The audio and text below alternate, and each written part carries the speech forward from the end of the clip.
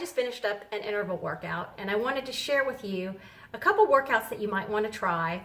Interval workouts are great. They are very time efficient, and if you didn't know, time is the biggest reason, or lack of time is the biggest reason people don't exercise. So these interval workouts, high intensity interval workouts, are very efficient, but they're also very effective. So I'm going to turn it over to some slides that present to you a couple workouts that you might want to try. All right, so let's talk a little bit about high intensity interval training.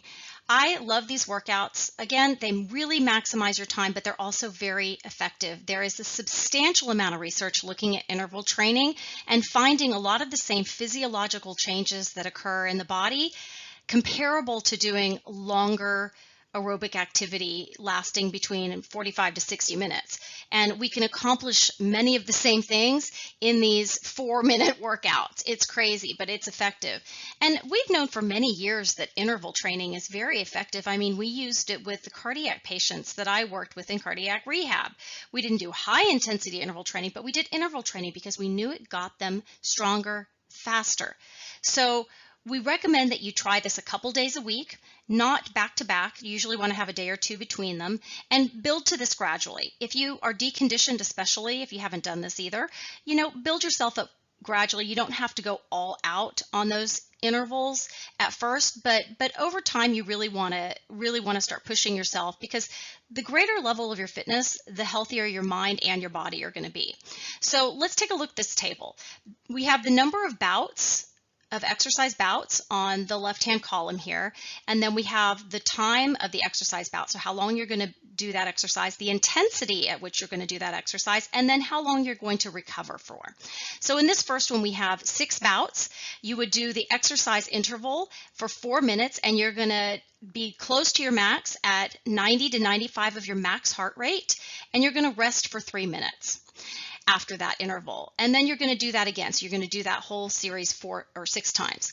When we talk about that MHR, maximum heart rate, that's the abbreviation for maximum heart rate, you can estimate this by taking 220 and subtracting your age. That'll give you your estimated max heart rate. If you have a treadmill test, whether you're an athlete or you've gone into the doctor's office and they've given you a stress test, you can get your max heart rate from that. It will be more accurate if you have that information. But 220 minus your age is still a good idea.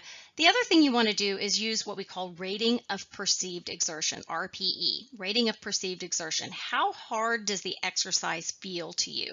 So when we're doing high intensity interval training, it should be hard. So you shouldn't be able to sing for sure, because that would be low intensity. And moderate intensity, you might be able to talk, but you're not going to have, perfect speech. You're not going to be able to sing at a moderate level. We want to be above that. We want to be working pretty darn hard when we're doing high intensity interval training. So another one here we have is 4 bouts, exercising for 3 minutes at close to max, 90% of that max heart rate, and doing that for 4 minutes. Here's another one. We do 10 bouts, going 1 minute interval, very high intensity again, and resting for 1 minute. And then here's another one where we exercise for 30 seconds all out and then rest for 4 minutes. And when you exercise for 30 seconds all out, you've got to recover from that. And so this is a long interval of rest. And we're going to do this 4 to 7 times.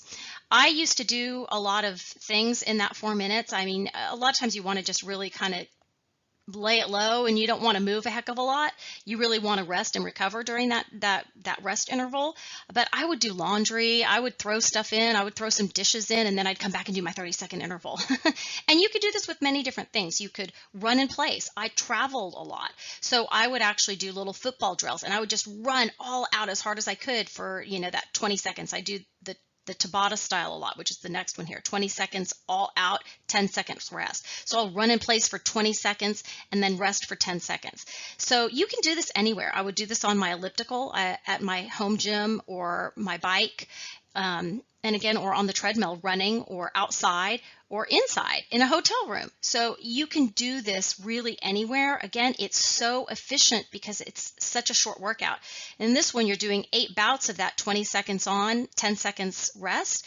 And that's literally like 4 minutes if you don't include the warm up and cool down. Of course, I highly recommend that you add a warm up and cool down, but the workout itself is very, very fast. And again, very efficient. So I hope that you've learned something. I hope that you'll try some of these if you haven't been, and build it into your workout. Build it into your workout because these are great. Take care, everybody.